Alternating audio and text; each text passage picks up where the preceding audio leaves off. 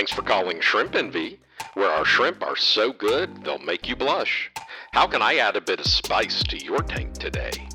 Hey there, I'm looking to turn my tank from bland to grand, if you know what I mean.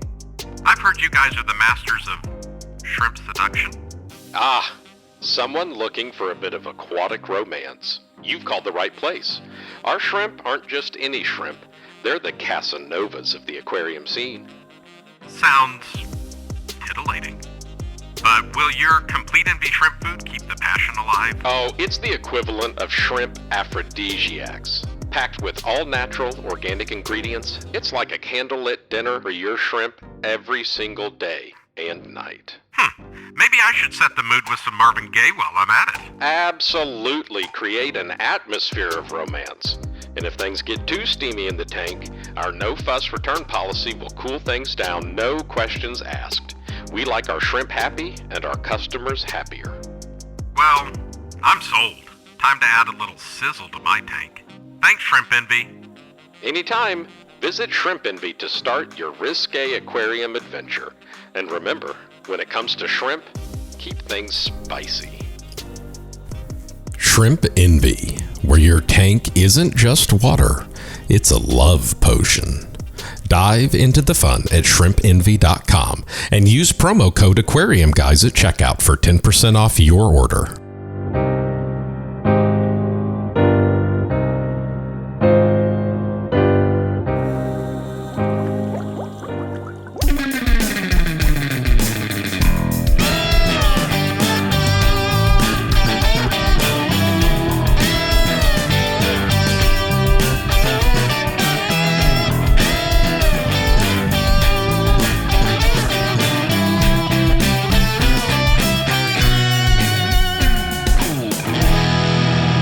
Welcome to the Aquarium Guys podcast. Welcome, one and all. We are in Studio B in Perham, Minnesota, and Jimmy and Adam both have apparently lives. It's a Friday evening, and they find other things to do with their family and concerts and other things. So I am sitting here in the studio, happy to have some sturdy replacements. So let's do a big round. We have today our special guest and topic for the evening, Fernando Edwards. How are you, friend? I'm good. How are you doing? I am so good. We had not real tacos; they were tacos. I think is what you would call them. Hard A Tacos. I'm thoroughly bloated for the podcast, but thanks for coming on. And again, your specialty business is Fernando's Aquatics, and you're pretty well damn known on the internet scene. I got to say. Now I'm in Minnesota, and we've been friends, so maybe I'm a bit biased. But I mean, I have friends across the country that have messaged me about some of your products and that we need to get you in the podcast. So now they can shut the hell up. All right. I'm talking to you guys. So thank you again for coming on. And then we have bystanders in the audience. Dan, as always. Howdy. Hi, friend. And Nathan. Now you are known as a bug. What is it in Discord? Bed boy Bed boy. in the Discord. I was going to say bed bugs, but that and seems... also beta nut job. That was me. That was you. Yes, sir. That was you. me. Were you some of those guys that were trying to go on Fish Lore and working yourself to go speed running, getting banned? No, I was practically just, I don't know. I just made that separate account just to play along with the joking during that Discord. Because I think I made it at the same time within probably 10 minutes of when they were talking about it. Well, if you're listening to this, we have a fish community for the Aquarium Guys podcast in Discord. If you haven't heard episodes before of me talking about it, get on there already. Clearly, we're having fun. aquariumguyspodcast.com. Bottom of the website, you will find the link for Discord or even in the show notes. Join up and join Bed Boy. That's, and the more I say it, the creepier it gets, with some more shenanigans. And a question, since I brought up the topic, who was the one that was doing the speed runs and getting banned in fishlore.com? I can't remember, but whoever did it, what was the post, Daniel? It was, hi guys, I need help. I'm setting up a 10-gallon tank for my black arowana. Yeah. I bet you that whole place. Yeah, that's somewhere. I'm thinking 10 gallons too much. I might downsize to a 5-gallon. Do I do once a year water changes and 8 feedings a day? Okay. It's something to that regard. So I'll have to find it. I don't encourage any doxing to any website, but damn, was that funny. Well, Normally, this is where I would say something politically inclined, like, the latest law of some sort of species control, and then get Adam to get pissed off and rant. And then I asked Jimmy about some rock concert, and then, how he got pissed off at PetSmart. But since I don't, before we begin the podcast, anything fishy related in your lives recently, Dan or Nathan?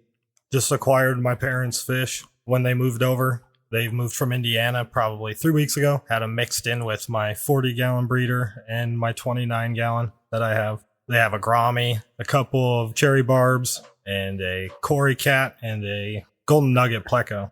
So a bunch of bread and butter stuff, and then one really nice high target item. Yeah. And unfortunately, my parents thought they were a lot smarter than they are about fish. They walked into a fish store and they saw a cichlid that they wanted to put in the community, didn't call or talk to anybody like me or anybody about it, threw it in there. And yeah, they had a mass massacre of neon tetras within 10 minutes of that. I don't know if you've heard on the podcast before, but we call that the Thunderdome around these parts. Yeah, it was pretty bad. But thankfully, I think I might be able to get rid of those cherry barbs. So they'll quit eating my guppy babies. Call me. Yeah. Call me indeed. You can definitely have them. How about you, Daniel? Getting a little antsy. I think we need something new. I want to see if we can find some local species. Well, Pygmy sunfish or that. And one listener did want to know about our bathroom saltwater tank that you built. How that's going? it's alive. It's alive. It's alive. Since you're not describing it, I'll describe it. Every time I take a dump in my own bathroom, I get to watch what I like to call King of the Hill. It's just a micro hermit crab wrestling dome. So that right next to the shitter. So if you're wondering what I'm doing so long in the bathroom, it's cheering on or betting on the particular hermit crab that's winning. Well, Survival of the fittest. Since we're on an absent episode, I also meaning to finally introduce our fully onboarded and hired editor, Dalton. Welcome to the podcast, my friend. You've been on here a couple times, but now you got a formal introduction. Welcome, 1, and 2. Can you give a brief description of yourself? Yeah, well, thanks for having me. I live down here in Florida where it's hot and sunny and miserable, but I've always been into the hobby. My parents never were, so I had to get into it, and I've got, I don't know how many tanks I've got right now, 14, 15 in the house. I got 2 of them sitting empty, got to fill up. They're ready to go. So don't have any in my bathroom though. I think I might have to get me a little bathroom tank. So what we got to do, just for the sake of this bathroom conversation, because I'm sick of getting made fun of, is I need pictures of you guys that have bathroom setups and submit them in to aquariumguyspodcast@gmail.com. And from the submissions, I'll probably let this go for maybe a month. So we're recording this on, close to Thanksgiving. So we'll say Christmas time. I will draw something out of the hat and from one of your guys' submissions and give you guys a prize. What should I do? A t-shirt? Extra credit for every picture that has a turd in the toilet in the background. Oh, and throw that in there. Yeah. I'd like to put out there, no one needs to be shitting in these photos because I do need to share it out to the public. So please make them decent. But we do want to see your bathroom aquarium setups. Well, Fernando, thank you for coming. You're actually in person. You're not like joining in Discord for this. You drove all the way up from Minneapolis to Bunktown Nowhere. Welcome. Hopefully you didn't hear too many banjos. No, it was a good drive, honestly. Just a nice cruise down the freeway. So, Fernando, I know a bit about you, but I'm going to pretend I know nothing about you for the sake of listeners on the podcast and do my best here. So, number 1, you're well known on different social media platforms and specifically known for live bears. Tell us more about your fortes and what you're known for. Fortes? Well, I guess primarily right now I'm known for keeping wild-type species of live bears in general, mostly for conservation reasons or efforts. I am also known around for keeping or reselling freshwater aquatic fish, more of the uncommon rare species, Rhinogobius, those types of species, hill streams. So when did you start your business? You have Fernando's Aquatics is what you're known by on the business side. Yeah. I want to say I started it 2017. I had about maybe 8-9 tanks, and now I got a whole basement full of probably about 40-50 right now. And then after this expansion, it's going to be about 60 tanks. So we'll stop there. What is this expansion? Tell us more about what your plans are for the lair. I can't go into too much detail about that right now, but I'll be letting people know soon, and as everything gets together, Come on, man. As It's not everything that comes- top secret. You can tell us something. Give us a bone. I'm gonna be doing a lot of shrimp. Hey. A whole lot of shrimp. Shrimp are amazing. All right, I well, love shrimp. we'll leave it at that. We'll keep your top secret stuff more majority under wraps, but we appreciate the sharing. So here's the real thing, right? You have a successful online social media business where you actually sell these fish. You started in 2017, but what people don't really realize is that you're 20 years old right now. So this, 2017, math's hard for me. So 5-6 years you've been doing this as a business, Probably about 4 or 5. I actually sell fish. rolling the business. Yeah. So how in the world did you sit down and talk to your parents and go, yo, mom, get this. I can start peddling some fish. And she's like, oh, you do whatever you want, honey. You know, how does that go as a kid? Because when I was a kid, my mom did not let me sell fish. I mean, as a kid, younger, I used to be heavy into reptiles. So before I even had any fish tanks, I always had about 8-9 reptile tanks. And then it started out as probably 8-9 fish tanks, came up to probably 20, built a rack, and that's a whole fish room dedicated to it. Repeat that if you can.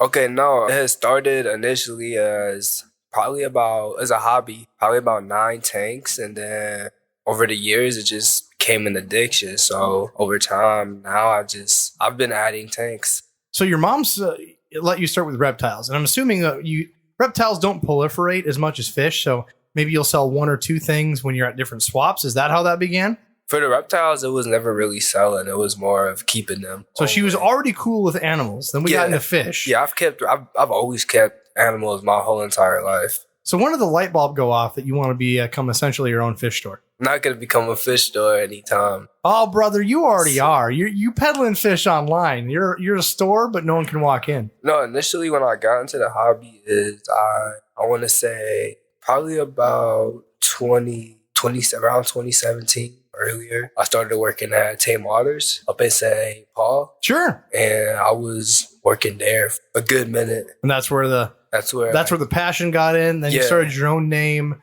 Now you're pedaling through your basements and got quite a name for yourself after all this time. Yeah. So you're in your basement. I'm assuming this is your parents' basement. And I'm asking these questions because people are wanting to know how someone so young does that breed at home business or collect at home business. So that's the real deep dive I'm trying to get at, because our listeners are dying to know how they can tell, their wife or significant other how they can make a fish basement, much less how you managed to do it at 15, 16, sir. My mom right now still doesn't like she enjoys the fact that I have fish. She doesn't like the fact that I've taken over her entire basement. So it's still a point of contention. Like, come on, I want part of the basement back. We really like to do some canning. Please, Fernando. No, it's my basement. It's like it's not how she imagined everything would be. No, but she's cool with it. Yeah, but she's cool with it. All right, so you started the business and you just did it from the collections you had. So if you thought it was cool, you bred it, you collected it, and then you sold it online. Well, so a lot of what I do is I breed, but I also get fish in to resell, or I work with local breeders and we sell fish from them. So how many local breeders do you think you work with in the regular? We'll say in a 6-month period. Because some breeders, I'm assuming you work with once a year. Yeah, it varies. I'd say right now in a 6-month period, I'd work with probably local breeders, probably 7 or 8. Nice. Different species of fish. Bring them in, do different quantities, and then you breed some of your own as well. So what breeding projects do you have right now? So right now, a lot of what I have right now are wild type live bears. I've got Limia nigra fasciata, the humpbacks. I've got a couple Xiphophorus species, wild type swordtails, pygmy swordtails. I've got one other species. I've got the knife live bearers right now. I did take an L earlier this summer, so I'm getting back into motion right now. I'm loading up right now. That's still quite a decent list to start off with, especially if you're doing a rebuild of something from your basement. Yeah, but right now that's primarily what I'm working on for fish. I do got some plecos wild bristlenose I'm working on. Mexican Dwarf crayfish I'm working on breeding, or I am breeding right now. So a couple swordtail strains. So walk us through your basement as it stands. You have a super complex mishmash basement of different tanks for different sizes. You have stuff more uniform. Any fancy auto drip systems? Are you a sponge filter guy? Give me some details. So I use sponge filters. I don't have for water changes right now. I'll be doing buckets. So You bucket in I it. drain. Yeah, that's how I. My guy. That's how I. That's how you get How many? got taught. I should have wrote this down. He had 46 aquariums right now, he said. 40, 50. 40, 50, and you're doing buckets. See, that's why you got the arms, why you're fit. It's Oh no, 'cause I you're doing the bucket life. regularly go to the gym. I try to keep my health intact. Don't stop lifting your buckets. I do kids. as well, but he's more of an alcoholic and comes to me on this podcast. You know what I'm saying? Yeah, I've been bringing 5-gallon pails and stuff of RO water and other, like my tap water upstairs. All right, that's it. I'm done with you guys. I'm giving you guys a free Python. For those that are listening, if you are a beginner hobbyist and you're trying to do the bucket method where you have to siphon water into a bucket and then refill your tanks, that right there is the number one reason people stop doing the hobby. I'm sorry, but maybe you're old and you have an excuse, but if you're young, laziness is it's a thing. That's work. Mm-hmm. Go get yourself. I'll have a link hopefully in the show notes. It's, I believe, around $15. You can get on Amazon. It's this little plastic adapter you can put up to your sink called the Python. I've used them at the store. Yeah, you can hook up a garden hose to it. What it does is it allows you to add fresh water to your tank, but more importantly, it has an adapter where you just use the water's pressure and it turns it into a vacuum and sucks the water from your aquarium back down the sink drain. Wow. It's the only way to get this done, people. It's $15 to save your hobby. So if you're, again, a new listener or even an old listener that still does buckets because I don't know why, get this Python unit, please. What about plants? What about plants? What do you mean, what about plants? Well, We have a question from the audience. I'll repeat them so you can hear. what about like land plants? Like, hey, I want to put some of my fish tank water on my plants. Get some Natural fertilizer, fertilizer right there. I mean, Mhm. just putting it out there. You're right. You can still use the Python to pour it into a bucket. But that's Here- you. Please, Dalton, help Here's me. the deal. You get more tanks so you can scoop some of the water out of the tank, use it to water your plants, and then just siphon it out with the Python for your water changes. Come on, man. More tanks. All right, so here's what you guys do at D's Fish Co. You guys got that little watering pitcher, and you just dunk it in the aquarium, and suddenly it's full like a little ladle bucket. Oh yeah, a little bit of koi juice. Good for the plants. Yes. I really like filling the water there with that. It makes it so much nicer when you get to the small nano tanks and you just get to just spend your time just filling the 2.5, 5 gallons over there, the 10-gallon tanks. Are you relaxing. Are you a guy Yeah. that likes to just pick rocks for the sake of the zen? Is that? I'm what not you're retarded, I would- but I like rocks. I would say that that's what the fish store is, honest. When I want to just go enjoy myself 110%, I go to D's Fish Co. in Detroit Lakes. I promise you that Fernando will sign you up for some zen in his basement. You know what I'm saying? I'm changing waters, mopping the floor, cleaning up after the parrot, As long as he puts the lotions on your skin, that is. Then I'll get the Python. Then you get the Python. No, Because no. All right. I was on the skin. All right, back to the original question. We wanted a virtual tour with your words of your basement. So again, sponge filters. You do bucketing by hand because you're a madman. Continue. Hold on, I gotta start reading some of these chat love comments. the chat comment. Once you go Python, you never go back. Wait, once you go- Question for Fernando. We're gonna pause your basement question because you're giggling. Question for Fernando. I tried an outdoor ponds for the first time this summer and bred 1,000 plus endlers that were given to me by a fellow aquarist. I'm having a hard time figuring out what varieties I have. Do you know of any good books or sources to help me classify feeder guppies? I mean endlers. Variety. I don't know any books or websites for endlers, but I'm in a lot of Facebook groups for endlers. So if you have Facebook, I would go on, I believe it's Wild Endlers or In Class Endlers or some type of group. And there's a lot of experts who know their stuff about them. I am pulling up a few of them. There's actually like a Twin Cities Guppy page. That's a local from Minnesota. Oh yeah, that one's good too. There's a lot of people in there. But you're right. Definitely crowdsource some information on those, and you'll find people that will have specific lineages and find details on where strains came from. if you can give them more information. So provide those on the social networks. And if you're listening to this and you're some sort of Luddite that doesn't use social media, Facebook is for old people. We can all agree to this. Facebook is what everybody did for social media after we left MySpace.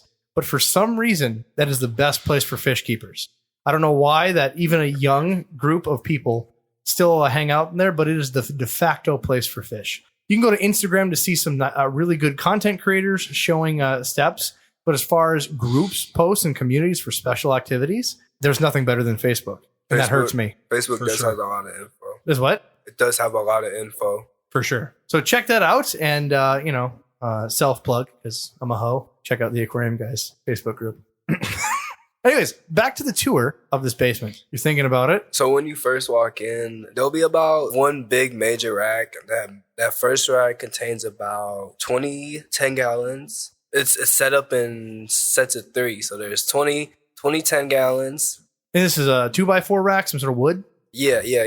See, I'm carpentry inept, so I don't make things out of wood. I got the steel racks. So you're a brave man. And you did this at probably age 17, so it's definitely another spit in my face.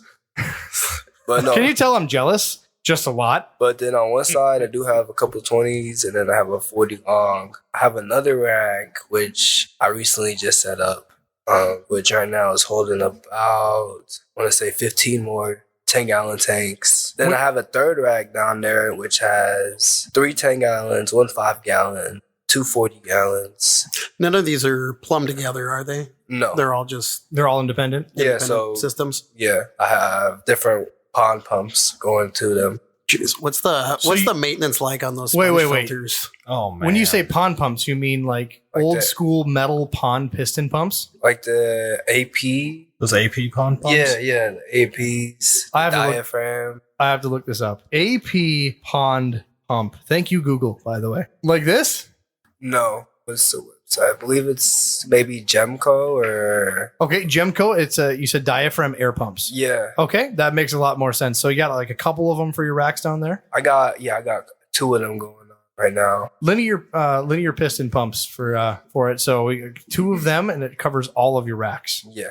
That's those are aggressive pumps, my friend. Then right now, I have 2 other racks that are currently being set up for 20 longs. Okay. What do you use? Just sponge filters across? What do you use for heat? Heat? My basement has a tendency to remain in the 70s, 80s, but I'll use heaters. It's regular. So how many heaters do you use out of all those racks? I don't have that many, honestly. I probably only have about 6.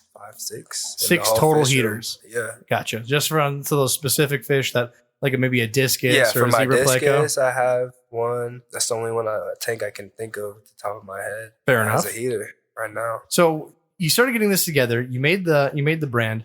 How have you been? How did you start selling fish? Did you go to fish swaps? Did you just know a guy? Did you do social media? How did you start peddling fish? I started meeting a lot of people. Started networking a lot at the old fish store who I used to work with. I used to work with my buddy Phil, Plantain Waters, and I am part of the Minnesota Aquarium Society. So I've been for a while, I've been a contributing member. I've been doing the swaps, the fall swaps, the auctions. I was doing the auctions a whole lot when they were in person, or those were hosted in person. But yeah, I ship a lot on Facebook. I do post on Craigslist, Facebook, Instagram I sell through. Yeah, Band. I do sell a lot on Band too. So just to describe to people that are listening, if you're not using social media to trade your fish or swap your fish, Facebook added a hard ban on selling on Facebook Marketplace any live animals. You're not allowed to sell cats, dogs, horses, pigs, anything, birds, and fish. Yeah, guys, we don't sell fish. We rehome them. The only loopholes is, of course, plants. But for some reason, Facebook doesn't flag corals. They don't think they're animals, and they just think that they're the salty version of a plant. So if you're not selling a plant, you're not selling a coral, you have to be very careful. So how does one, in these days, if you're recommending to a listener that's trying to figure out how they're going to sell their fish, how do you dance around the rulings in Facebook, my friend? Wordplay is a lot. That's how I work my wife. You know, I don't ask her for some activities. I'm just like, I just play Jiggy With It by Will Smith and she gets the cue. Is that what we're kind of doing on Facebook? God. Yeah. You can put a clip of that in here, editor. Thank you. Jiggy with it.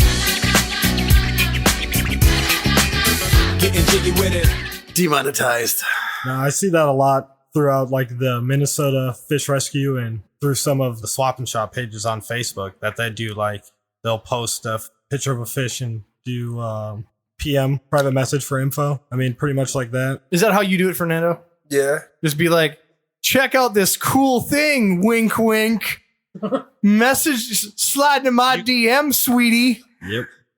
No, you got to make it suave. You could sell your aquarium water and include a free fish. Yeah, you could sell Fernando's bathwater. Robbie, what was you that go. that you brought down to the You're 20. I can make those jokes. you brought down to the last swap? You had a few minutes, so you tossed something together. All right, Fernando. All right, you were at the swap with me. We had this wonderful swap down in, what was it? Frog. It was St. Paul. It was St. Paul, but it was like a Frogton something community center. Yeah. We go to the swap, and I decided to help my buddy. I was just there to, say hi to some people, whatnot. I wasn't really there to sell anything. My buddy Dean's bringing a bunch of his high-end Plecos up there to fill up a table. He didn't bring enough product. He totally he's never been to a real swap before, and he sold out his table real quick. I saw the amount of Plecos he brought, and I'm like, that's not enough, bro. So I, grab extra sponge filters and whatever I have at hand, some breeding mops. And then we decide to take these little tiny jars. Now, the jars are about what you say, a half inch, give or take there, Dan? Oh, God, they'd be like quarter inch? A milliliter? 2 milliliters? Yeah, they're just... Couldn't be more than 5. All right. I looked them up. I bought these on a Wish. I bought them because I thought they were cool little jars to use with Magic the Gathering tokens. But little did I find out they're just little glass bottles with a cork, and they're used for like cocaine and whatnot. I did not know that they're drug bottles, so I haven't had a use for them. I never used them for magic, so they're just sitting around. So what I do is I put one single Malaysian trumpet snail inside of these bottles. I started sending them to friends. Like, for instance, Bentley Pasco, his YouTube channel, he opened my gift on his live stream and found a tiny live single Malaysian trumpet snail in a jar. Yeah, so they gave him like an eighth of aquarium gravel. Yes, it was it was pretty great. So I give those out as pranks, but I'm like, hey, what if I bring it as like a gag thing to sell? So I bottled like 40 of these little things, brought them to the swap, and I sold them for $1 a piece. Literally $1 for a single MTS in a tiny bottle. And I sold out. I'm not even joking. People thought they were hilarious.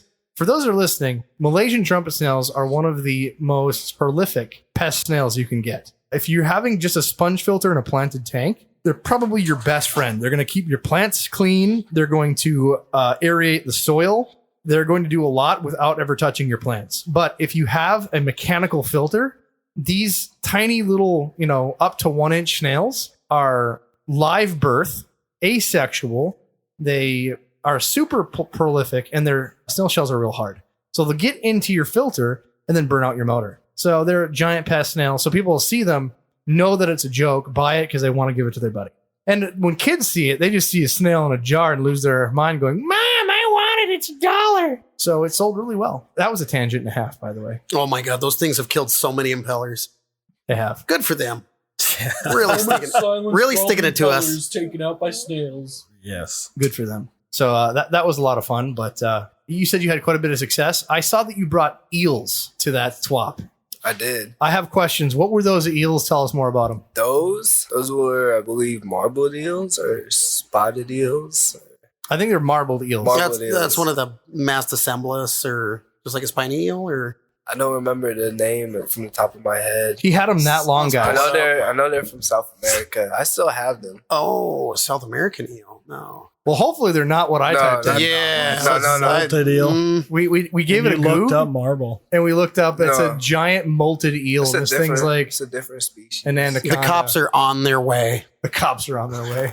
All right. So I'm going to get the question. What's the coolest thing that you have right now? Right now, I do got some pretty good epistos in right now. What were the epistos that you brought me? Those ones are the Hansor. They are gorgeous. You got me a trio. Was it 2 females and a male? Yeah, 1 male and 2 females. Yeah, everybody's dream, but we only get it in the fish world. You know what I'm saying? Yeah. I love it. You got to see this guy. It's so much more fun doing an interview in person because I get to make them much more bashful. I'm a lot of guy to look at, and I'd just like to apologize for this evening, friend. Man, Dalton, we got to have more guests in person. Put that on the scheduling books. Yeah, I'll get right on it. Dalton, did we miss any questions from chat? I haven't seen a whole lot of questions. All right, just a keep lot your of stuff eyes about peeled. Pythons, and I don't really want Rob to talk anymore about his python. But I do have a question, Fernando. Why did you choose to go the fish route versus the reptile route? Because it seems like it was a passion thing for you, and not you thought you could make more money going with fish.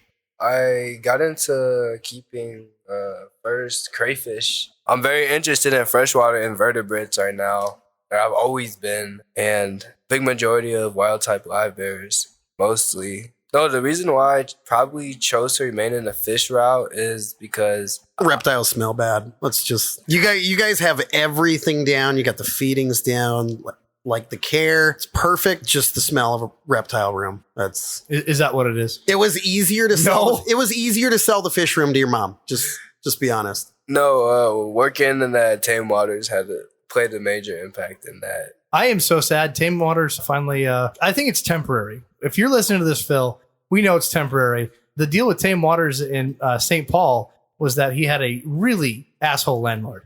And they gave him ultimatums that they're going to exuberantly raise his price with no benefits. And they've already been mean to him. Like in the middle of winter, his furnace goes out. They make him buy a furnace. It's not. Yeah, it just doesn't make sense. Doesn't make any sense. So he had a terrible landlord. So I hope did he try painting over it with white paint? Yeah, just don't worry about it. That's the trick. Yeah. So hopefully he finds another space and opens up again. But that was a fantastic shop. When you go in there, you definitely get inspired, or you're really into black betas. One of the two. Can I make a comment on this Discord chat real quick? Please. What's the deal with people not wanting any snails in their tank? Just out of pure curiosity. I guess if you don't want them, I mean, they make assassin snails. I wouldn't throw away a tank. Oh, see, these guys, they're just emulating our hatred. So we talk about hating one snail. Suddenly they're on the bandwagon. All snails must go. It's the spiral. It's a scary shape. Yeah, I make fun of carnies. No, Suddenly I'm someone the one- shit at a kid's elephant festival. What? I'm the What do one they call that them? threw the tank out. That's going to be an interesting story. But I'm the one that threw the tank out, and it's because I had Malaysian trumpet snails, and they were just everywhere, and I will not risk them going to any other tank. I've got pond snails. I don't worry about them. I like some snails. I've got one of those big white Hercules snails. I like those, but I don't mess with the trumpet snails. Those trumpet snails I had a 40-gallon breeder from Dee's Fish Co. And it had some trumpet snails in there. And that's what sold me a lot on the assassin snails. Those assassin snails work wonders. Sorry, this is probably going to be for the Patreon, but like, just to go back, did you just call a circus a child's elephant festival? I couldn't think of a carnival. Carnival was the word I was looking for. All right. That is the best use of the English language I've ever. This is why I don't eat Just before. I have a diabetic spike. All right. You can suck my big toe. Oh, wait, no. What was it? I'll punch you in the throat. Where's Jimmy when I need him? I want my money back. You want your money back. All right. Well, Fernando, what are a couple of the things that you've learned in doing this process that you think you can help a new listener that's inspired by your story at, basically 15 years old, cocking your mom into letting you essentially steal the entire basement and then start getting your hustle on? Patience. Patience is a virtue. Stay focused. Water changes. Water change. Okay, we're getting very like high school coachy vibe. We're looking for more tangible, but what about water changes was the hard lesson? Not getting them done enough? No, not that necessarily.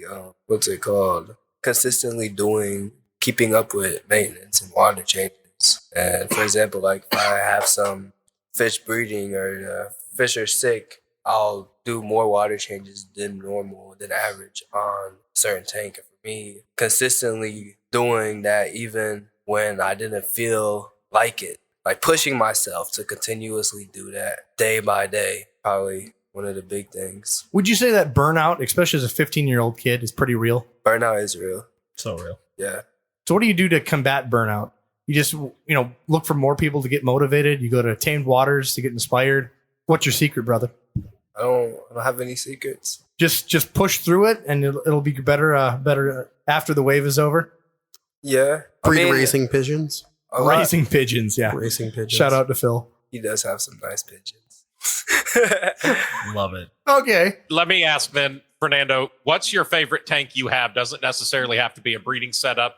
Doesn't have to be any special fish in it, but what's your favorite tank? Jim always talks about his his favorite angelfish tank that he had. Rob's has talked about his, but what's your favorite tank that you have or have had? My favorite tank right now that I have is probably not even a fish tank. I have a 20 long, and I have these marble newts that I didn't get too long ago, and I've been falling in love with those guys recently a whole lot. You can have newts out here? Absolutely. Yeah. Really? I don't believe like shipping them might be Yeah. legal, but I could imagine getting. I don't know. There's a state to state thing where the other states have issues, but yeah, you can keep them, sell them. If they are native species, then that's a whole other issue. If they're not native, then you're more kosher. Oh man, I want some newts. You just want a bubbling cauldron for a Halloween thing. Some newt on your shoulder.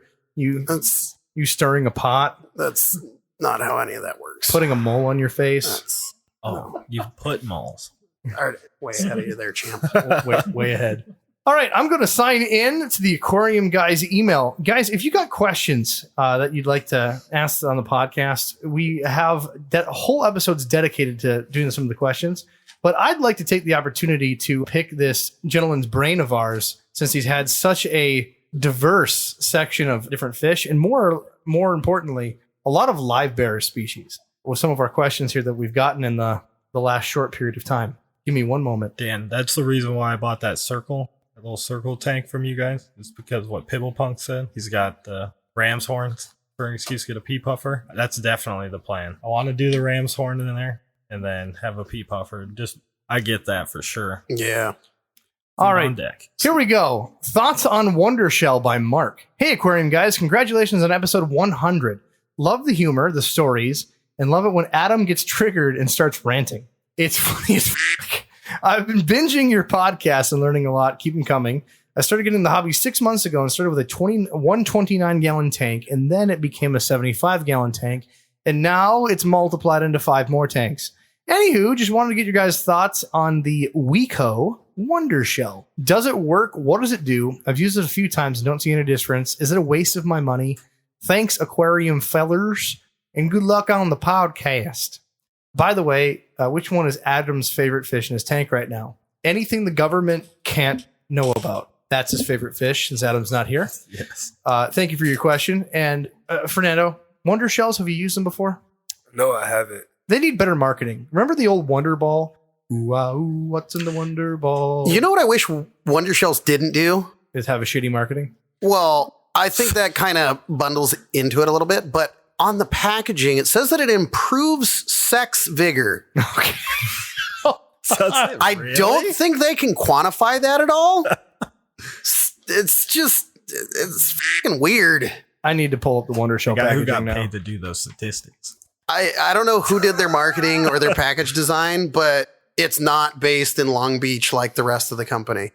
Water purifier, clears cloudy water, removes chlorine instantly. It's on like the bottom of the package. Oh, it's kind of crumpled on this picture. Yeah, you gotta find a better picture. Well, I have used these shells in the past, and I'm a big fan. How do you not have one on hand? Because I've used them. I'm out. I should have bought more, but fish food was more on the budget. Scrape the bottom of the little package. Oh, dude, the little powder you get on the bottom of the Wonder Shells, I use those for the fry tanks. Little aquarium schneef. Little aquarium schneef. Cut yourself a little line of Wonder Shell. Oh, by the way, don't do that. By the way, I know one of you idiots are going to try it. So continue. So we had a regular come in. She brings us a little package of these Penplax mango and banana flavored condoms. No, okay. cuddle bones. Cuddle bones. Okay. Wait, they're flavored? Shoot, that's what. Should we just start calling them that? They're flavored cuddle bones. Flavored cuddle bones. I don't know. And that seems like a car air freshener. You just got it mistaken. I let the bad thoughts get the best of me, and I took a bite out of one of these things. Okay. This is the type of guy that looks at a milk bone and be like, Roy hates it, and then just takes a big. I gotta make sure that they're getting the best. But Penplax, if you're listening, I called your bluff. Those do not taste like anything. It's nothing. So we gotta talk. Jesus Christ! Don't you use stuff in your hair too? Yeah, the Malefics. Malefics. Yes, thank you. Yeah, it's God help me. Why do you think my hair's so nice and shiny? It's all the Cuttlebone and Malefics that I'm ingesting. Yeah, you remember that weird dude in college that uses olive oil in his hair and smells like, I don't know, last week's foot odor? Dan tried, but he wants to be more classy. So Yeah. it's Melaleuca You said I smell nice. and dog food breath. You do smell nice. And I want to take every time I've said that back because now I know every time I smell you, I get like a nostalgic feeling of my grandma's aquarium. I shit you not. I find it just like, that smells like my grandma's aquarium. You know, most people just say tea tree oil, but Back to the conversation at hand. We have a question here of what's the Wonder Shell in chat because people need to know. Wonder Shell is by Weco, W-E-C-O. You can find it in pet stores. You can find it on Amazon, Chewy.com, whatever else. And it's more or less known as a calcium add-on. So when you have a tank going, let's pretend that you're one of those people that like snails. I do like snails. I don't like MTS, but I love ram's horn snails. So ram's horn snails do proliferate in the tank and they will absorb most of the calcium out of the water because of how many clutches they have in a tank.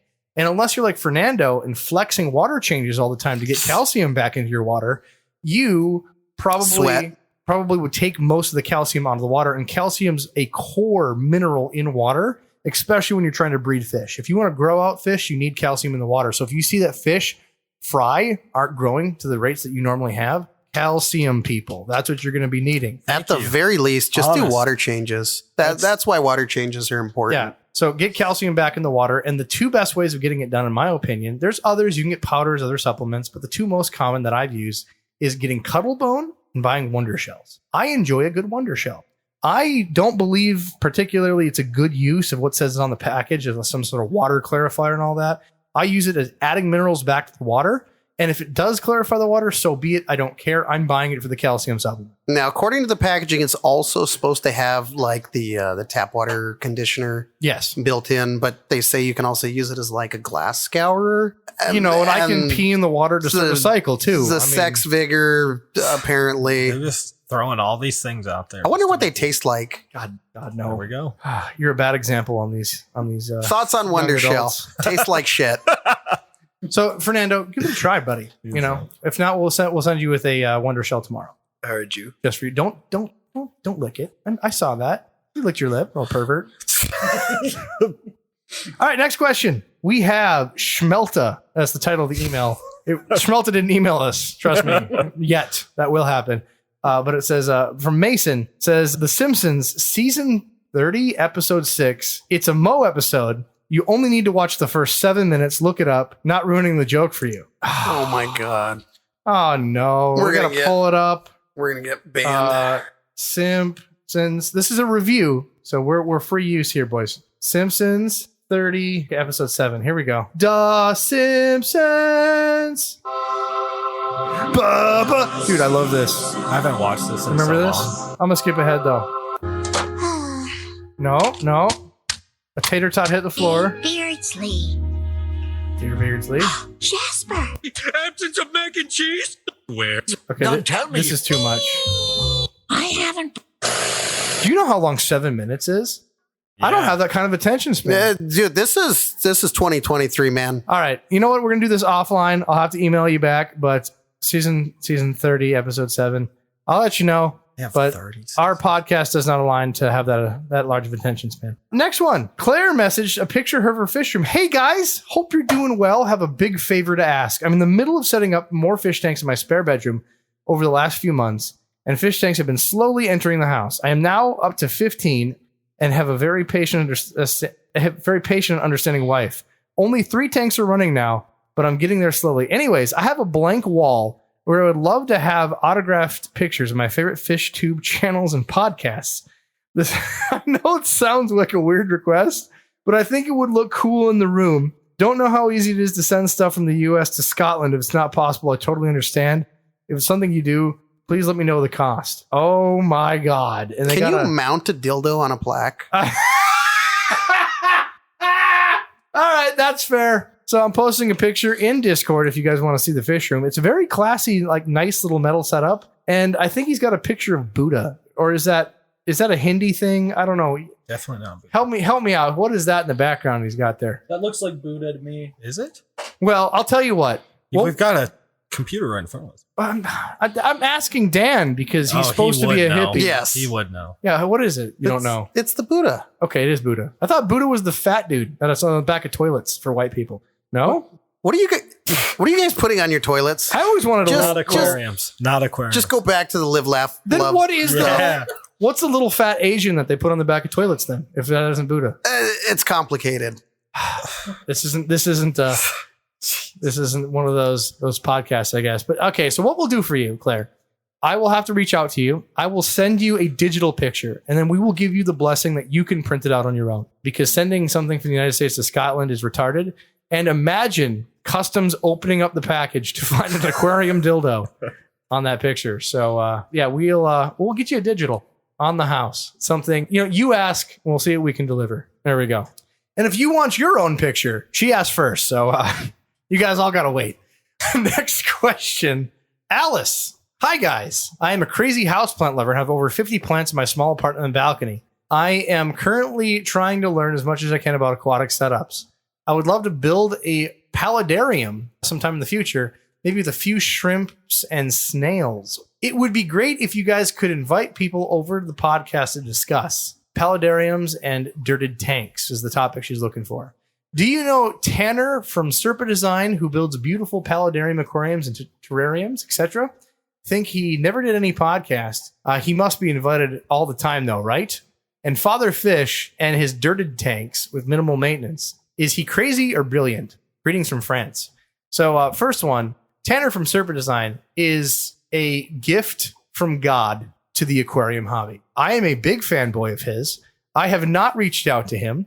I don't know if I would do him enough justice. When people got a list of people that they are a fanboy of, Tanner's one of them. I have none of the skills that Tanner has. That dude can go to a dollar store, fart out $5 and make something that is truly breathtaking that will last for years. I don't have that inclination. The stuff I make came from a dumpster, looks like a dumpster, but I can at least breed a lot of fish out of it. I would love to be blessed by even 1% of that dude's skill. So if he wants to come on the podcast, we would be honored. I likes the way he talks. I like Tanner, and I cannot lie. No, of course, Father Fish, I have reached out to in the past.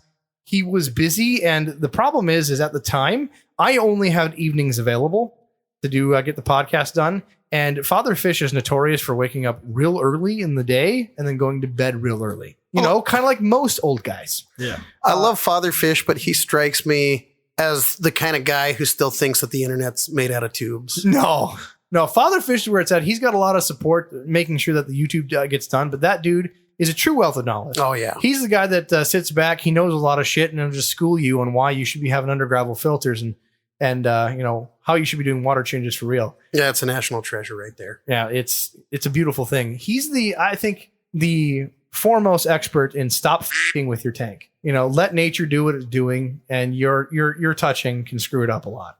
That's another great guy. So I've reached out now that my schedule is becoming a little bit more open, and more importantly, we got Dalton here editing the podcast now to get these out. I would love to have Father Fish on. I'll probably reach out again soon. Next question, please. Mark messaged back again, said, "Hey guys, just bought some rice fish. These things are great. Wondering if you guys can make an episode about rice fish. Thank you, and my day wouldn't be complete without listening to your podcast." So, Fernando, you perked up, like, your nipples, kind of thing, when I said rice fish. So you got stories for me. I don't know too much about rice. What? That's it. If you guys want to donate some nice Japanese rice fish to Fernando, message the Aquarium Guys podcast. He is in the greater Twin Cities area, and he'll trade some, I'm telling you, top tier live bearers for some good sweet rice fish. You need to come down to the store tomorrow. What time? Whenever you're ready. And you'll get a VIP experience of these fish.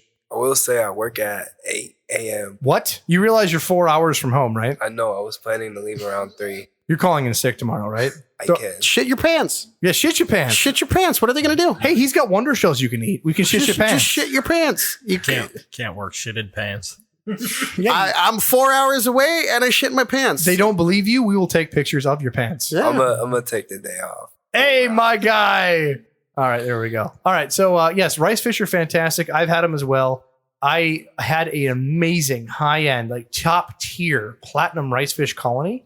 I had an electrician come down. He knocked out the power to my fish room and killed all those rice fish.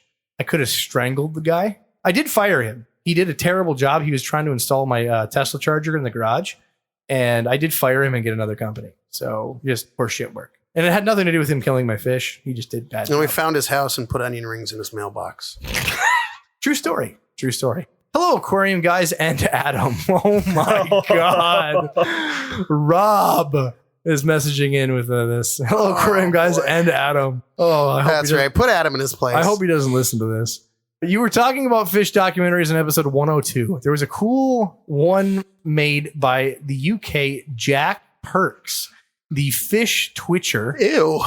Called Britain's Hidden Fishes, narrated by Jeremy Wade. No shit. My dude. No shit. I don't think it's openly available at the moment, but it had screenings across the UK earlier this year. Oh, it's newer. You can see the trailer here. Obviously, we don't have the most amazing section of species here. It's well worth a watch if you can find it. Jack Pertz might be an interesting guest for the show. He also has his own podcast called The Bearded Tits Podcast. Get this man on immediately. Yes. That's got to be a bird reference. I don't know. If it actually is tits, he's my hero. Bearded tits? No. If it's human tits, then he's my hero. No. That's the Bearded Titwit. That's bird. Cross-dresser podcast, you know what I'm saying? Covering all sorts of conservation, including fish, several fish episodes. The Cats Are Cats episode is also a favorite. Dude, cats are responsible for like everything extinct. Did we?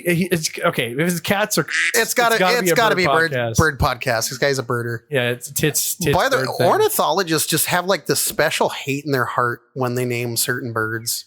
Like I saw that the other day. It's like one of 4 things. So yeah, bearded tits is definitely. I'm just gonna say Cats Are Cats episode. This guy, where's this guy been all my life? Anyways, keep up the great work. Love the mix of in-depth fish care info and stories combined with the absolute nonsense and occasional filth. Best regards, Rob. All right, we'll have to check out that trailer one more time. Britain's Hidden Fishes by Jeremy Wade. So we love you, Rob. That'll be cool. We love you, Rob. So apparently we messaged him back saying, hey, Rob, thanks for this. I'll be watching this as I'm a huge fanboy of Jeremy Wade. The other a guy from the podcast, do you know him or have a connection? Would love to get in touch with the guy with the Tit podcast. Thanks. And he goes on to something about his social security number. And I'm going to keep the rest because he's trying to give me information on how I can get in touch with him. So, Rob, find more of this. Yes. More guys that are willing to be casually retarded and still have a passion for fish or our people. All right. Next one, tank cycling. Patricia Steedley. We have a 55-gallon tank with 19 glowfish, 1 glow shark, 2 cory cats. We have tried everything we know how to do, and this tank just won't freaking cycle. We've had it up since July and haven't had success in achieving a good cycle.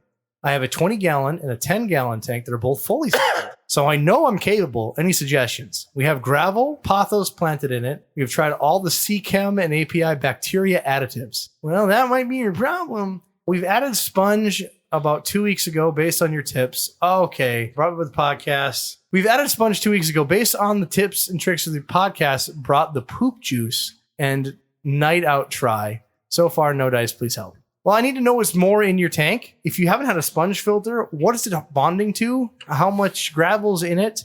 Are you still doing water changes? What's the list of C-Chem and API products you've been using? Just auto respond with a thumbs up. Just auto respond. Okay. The one thing that bothers me is every time somebody's having a problem, did you test and what were the results? Data. Yeah. Data. We need data. I need data. So number one, Patricia, you wanted to help. We read this email every blue moon or so. Literally when you hear the podcast, that's how often we're checking this email. So go to aquariumguyspodcast.com, bother the website, find Discord, post in there. It's not just me. It's a hive mind of experts and other fish nerds that will help you, and they will drill you with questions trying to get to the bottom of this. I can easily make assumptions of why I'm doing it, but go back to basics. Put water in a thing, squeeze some poop juice into it. Have you tried let pooping it sit into a for jar? 4 weeks. Let it sit for 4 weeks. Don't touch it. Don't change water. Leave it alone. Let it run. And if you really want to speed it up, add a little heat. You're giving me faces, Fernando. You're a very quiet person. So I know it's been a lot to bring you on the podcast, but I feel like you have some advice for this poor lady. Just listening. You're just listening? Yeah. Well, help her. She needs more than listening. You're so mean to this poor kid. He's got it. He's thinking. It's the pothos, isn't it? This is where he's going to lean on the mic and tell us to urinate in the aquarium. Get that cycle started, Nah, I wasn't. God, I'm good. I love you. All right, next question. Patricia, please message us on Discord. Respectfully. Respectfully. I think I had one below that I skipped. It was new seasonal products. Oh my God. From wish.com. No, I read this one before. So now that we're done with caught with emails for the moment, we will check the wonderful list here in Discord. Dalton, how are we doing on live questions from the community? Dalton's sad. I'm back, so thank you for that. I just pulled him in at the last second. He must have disconnected, and he's like, "Oh, yeah. Now I have to really, be on my toes." No, yeah, I've been trying to get back on, but it just ignored me like my wife. Oh, no, there haven't been a whole lot of questions, but I do have one here. Rob's different cultures have different depictions of Buddha. Indian version is very skinny. Well, thank you. That helps. It's lack of red meat. Oh, wait, that's skinny Buddha. Fat Buddha's in the back of the shitter. Okay, so I'm not alone. Thank you. I do appreciate it. I would love a Father Fish episode, but everyone would need to watch their language for that one. You're right. We would use words like cripes and golly gee for that one. Let's see here. That's why we can't have nice guests on. You can listen to him tell you to shove dead fish in your substrate. Oh, wait, did Father Fish do that? Father Fish is the man if he did that. Is he fucking planting corn over it or? No, dead serious. That's an old school trick. Like if you don't understand, like if you look in a bunch of old fish books, we're talking like 1950s fish books and older. It was literally like how the Indians did corn, the Native Americans did corn, and they grabbed a bunch of kernels, they shoved them in a fish and then put the fish in the ground and then grow the plant. They thought that that's what you're supposed to do with a dirted tank. Is you take your plants and then you fertilize with dead fish in the substrate. Sometimes you just got to sacrifice a few to the aquarium gods. You know what? I'm going to watch more Father Fish because if he did that, he's OG gangster information because it does work. If you've never done that, it does work. But then you have to let the tank sit for like 3 months. Actually, I've had without fish. I've had some tanks that are so old that the substrate's probably like 10% bone. Yeah, but have you gone to like, I don't know, your market, bought some sardines and purposely, fertilized your now soil? We're talking. Now you're talking. I love it. All right. By the way, that smell in the kitchen? Smell in the kitchen? Oh boy. At Rob's, the Father Fish legit pulled up a picture of natives on that video. I don't know what you're talking about, buddy, but you have my attention. The painting we all saw in like kindergarten of them putting the fish under the corn. Oh, literally? Yeah. So he pulled up those pictures like, this is how they used to do it. And, okay. I'm pretty sure I saw some Old on school. YouTube shorts. I swear I've heard him talk about not taking dead fish out of your tank. I mean, I am pretty positive I've seen that. That just sounds like a more chaotic Takashi Amano. This guy is my Gandhi. I'm going to put it out there. Father Fish, if you're listening, I'm reaching out again. You're coming on this podcast, brother. All right. So let's get to the, is that it? That's the secret to fish keeping. It's necromancy. Well, and he notoriously understocks his tanks. So he can probably handle a little extra bio load from a rotting fish. Whereas I'd guess most of our tanks are probably overstocked and we just filtered the piss out of them. Is he starting that beta in a 125 alone trend that I've been seeing on forums? It's a meme. It's a meme. It's a meme. I was like, man, that's crazy. All right. Thank you, Nathan Gullible. Yes, thank you. You bit. All right. That's what we call a fish-in cycle. That's a fish-in cycle. Oh, my. All right. So let's go to the Ask for Help section of Discord. This is where people can ask for help from the community. So we're going to go to the first one. Kate says, hello, everyone. I lost a fish a few months ago. I thought it was originally from ick and treated with ick X. Recently had another fish get infected with the same thing. By this time, someone from another fish tank server recognized the illness as a parasite. So it must have went to some other Discord. I treated the fish with salt baths, 1 tablespoon per gallon. The salt baths seemed to reduce the white stuff on the fish. It came back up again and ended up dying. He was always kind of the runt of the group, didn't eat much, might have been solely due to the disease. My Gouramis also has the disease. I'm doing salt baths to treat him, but not sure if the diagnosis is correct. Can anyone ID this disease? Yay, pictures. I'm so glad we're a fish chat, not like a gynecologist chat, aren't you right now? Like, can you look at my blue waffle? Can you scoot forward a little bit? Can you scoot forward? Okay, so here's picture 1, gentlemen. If you want to see this, you can get on the Discord, people. We have these pictures posted in whatever HD she gave us. So first one, I don't really see much in here. It's a white fish, so it's hard to see, but I see a big chunk of shit over its eye. That is 480. In 480. This is the flip phone quality, people. So it looks like it's a white skirt tetra. I can see the yellow brain, pretty normal of a white skirt tetra. You can see the indents here, so that's I was going to say malnourished. It's definitely losing some muscle mass. So yeah, it's pretty blocky in that picture too. Now zoom into there that you guy. go. This one's a black skirt tetra, and it's got some knobbers. It's got some knobbers there on it. Dingeldorf. Oh yeah. Just look at that. Oh yeah. Yeah, that's not ick. No, that's not hole in the head either. That's the opposite. That's shit protruding out of the head. We have 4 white, essentially ready to explode pimples coming out of its nose. No. I think it's more of a slime. God, what is this stuff called? I want to say Epistylus. Okay, this is going to sound terrible, but you know those guys in the locker room that have those little bumps on the tip of their dick? Does this look infected to you? That's what we're looking at here. Does this look infected to you? Does this look infected to you?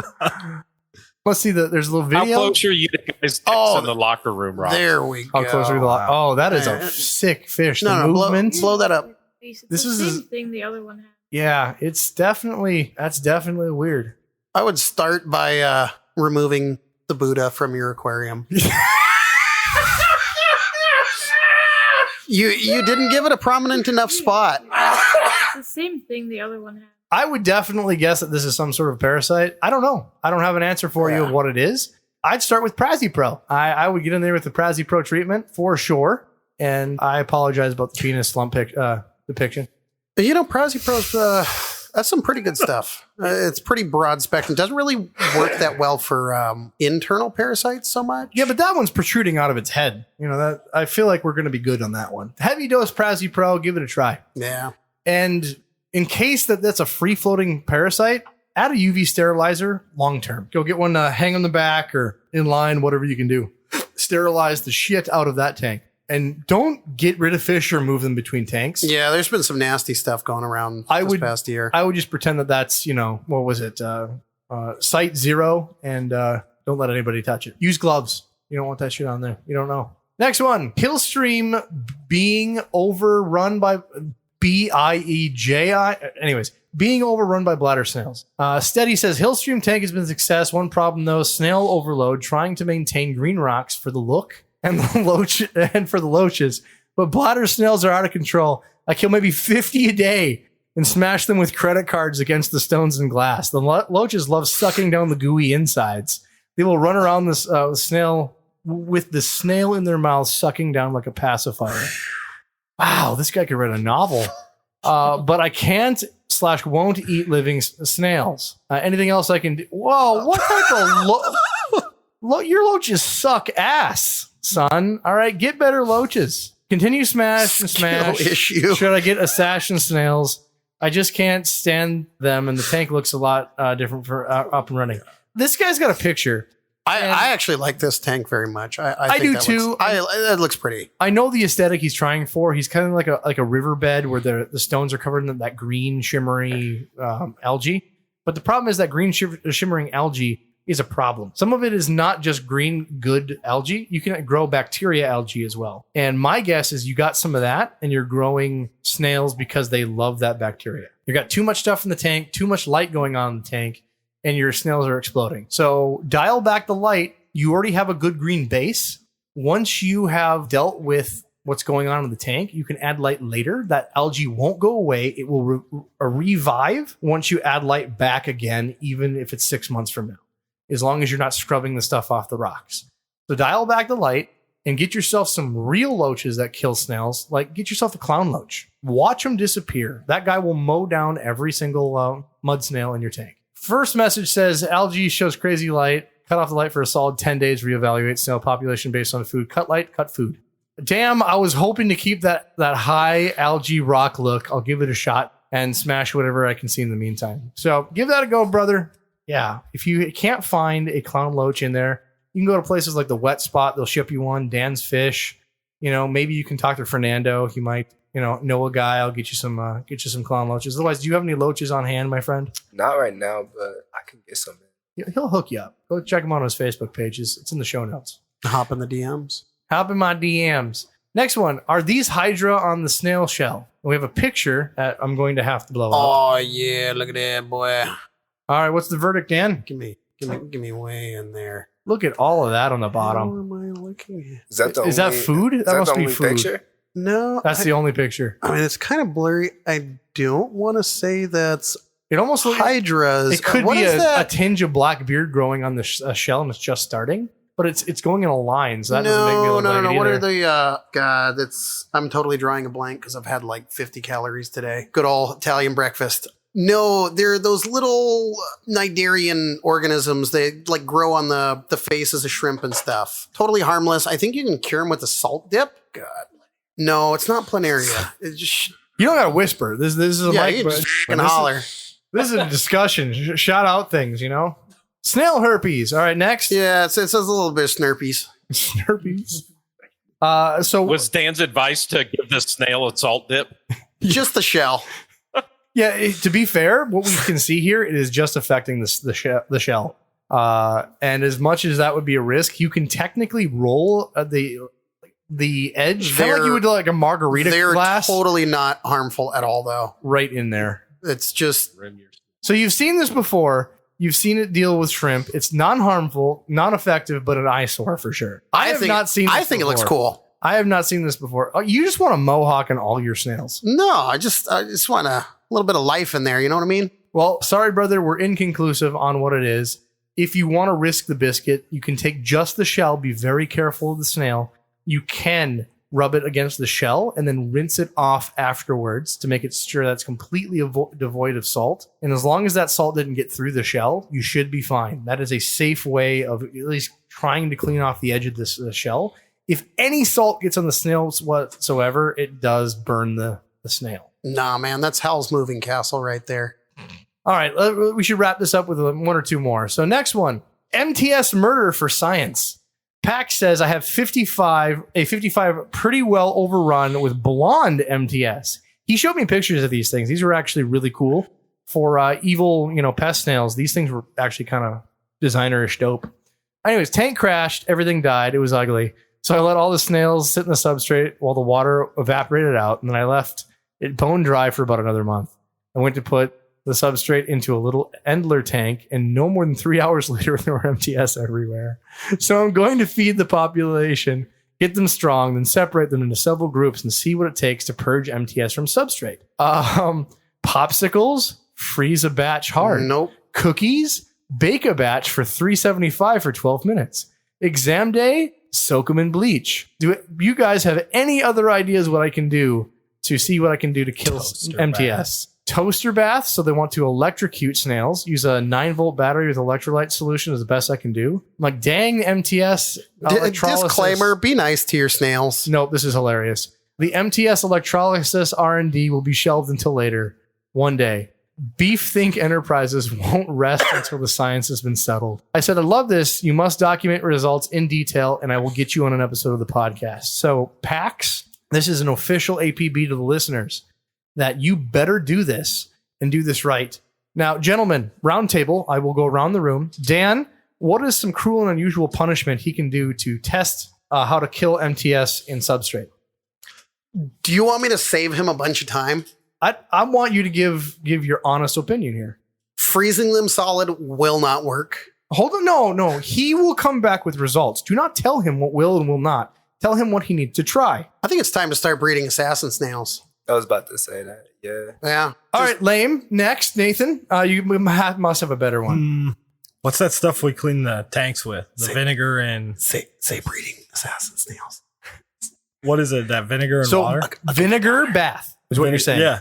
So dump the water out of the tank and soak the substrate in vinegar. Yep. Okay, love it. Actually, that was one of my No, ideas. that'll just piss them off. Fernando, what do you think that he should do?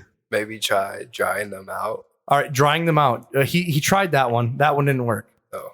Yeah, so that was his first Did experiment. he like flip his substrate and stuff all the time to make sure it was dry? Because He's going to document this. We're going to drill him in the podcast. Yes, So yeah. listen up. If you're not adding details of this son of a bitch, all right, we're gonna make you look silly on this podcast, Pax. Anyways, Fernando, please, another idea.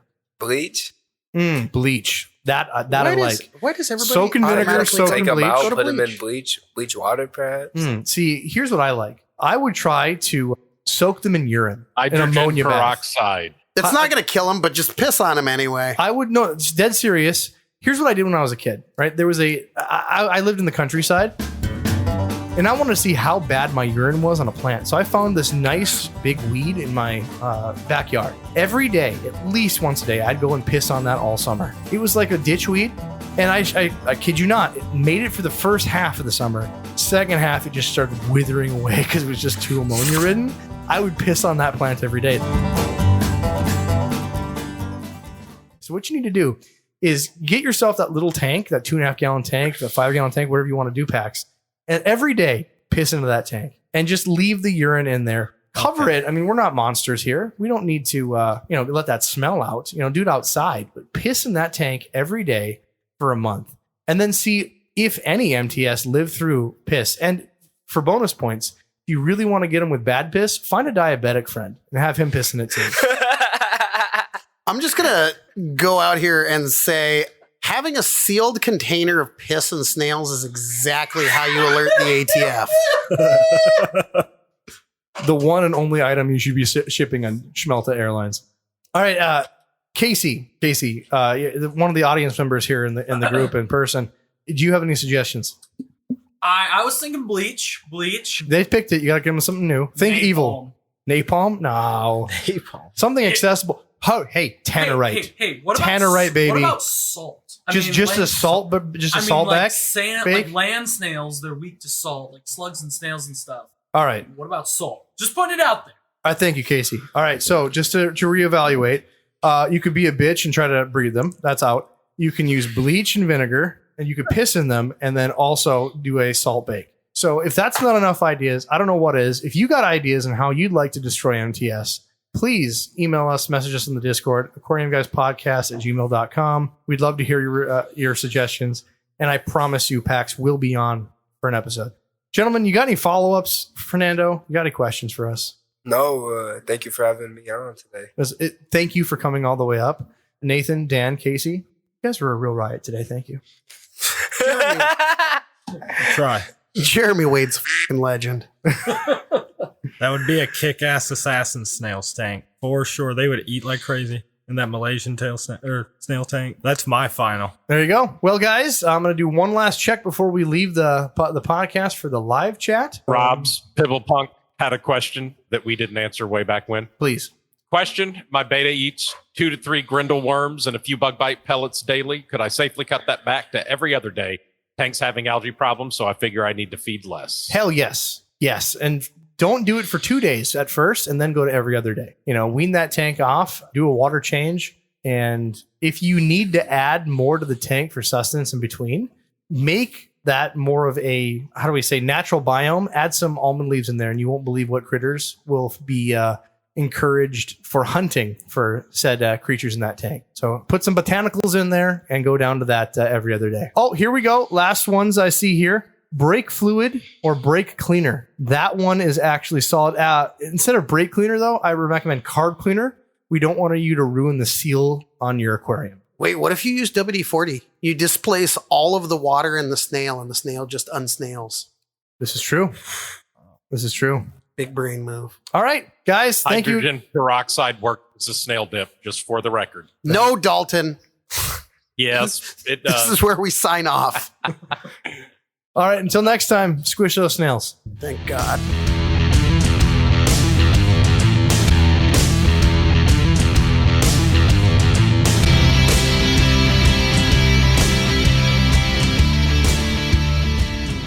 Thanks, guys, for listening to the podcast. Please go to your favorite place where podcasts are found, whether it be Spotify, iTunes, Stitcher, wherever they can be found. Like, subscribe, and make sure you get push notifications directly to your phone so you don't miss great content like this. That's right. Put Adam in his place. The stuff I make came from a dumpster, looks like a dumpster. Then we found his house and put onion rings in his mailbox. Facebook is for old people. Mom, I want it. It's $1. Sometimes you just got to sacrifice a few to the aquarium gods. Shit your pants. Yeah, shit your pants. Shit your pants. Shit your pants. Just shit your pants. Because you're a madman. He does have some nice pigeons. I'm a lot of guy to look at. Spit in my face. I'm a hoe. Give us a bone. Oh, You're 20. I can make those jokes. little aquarium schneef. The Kinda. cops are on their way. You can suck my big toe. Oh yeah, a little bit of koi juice.